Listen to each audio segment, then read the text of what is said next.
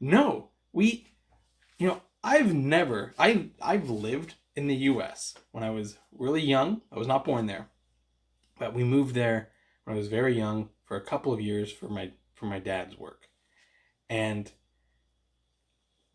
I could have just grown up there, but then we came back, and this was I was way too young to understand the culture, understand that like all of my friends, I was what 10 years old, maybe younger, 8.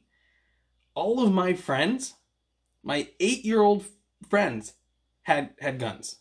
I didn't know that, so you know I didn't know what was going on at all. I could have just grown up there and become part of that.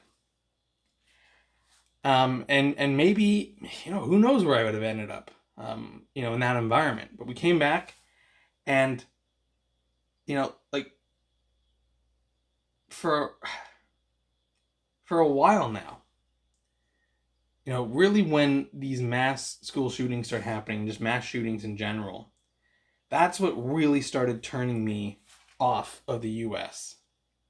But then also just, when you travel and you encounter people from the US, they seem so oblivious and unaware of where they are, the surroundings, what's happening, who they are in the world, all this stuff. And it really started to, irk me a little bit.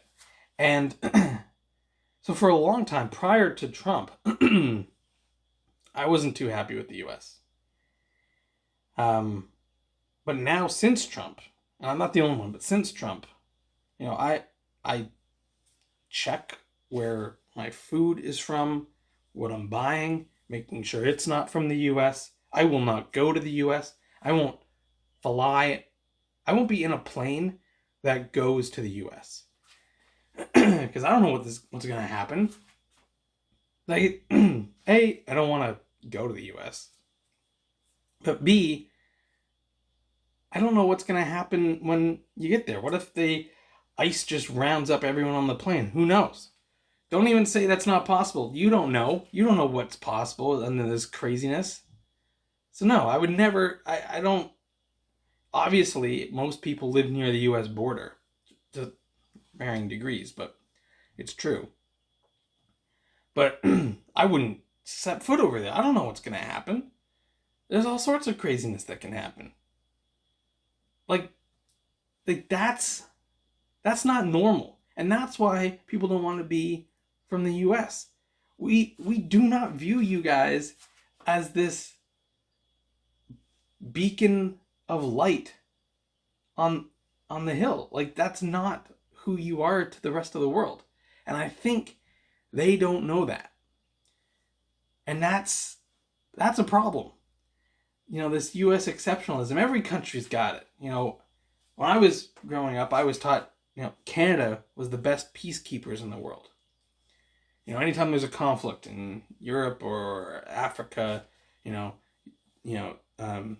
UN and a group of allies, they send in people, and Canada leads the charge, just like we did in World War II and all this stuff in World War I. That's not entirely true. We did in World War I and World War II. Our involvement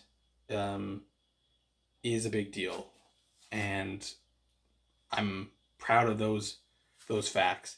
But we weren't as big a deal on the peacekeeping front as it was made out to be. And so as you learn this stuff, you adapt, you change, you come to a new understanding, a better understanding.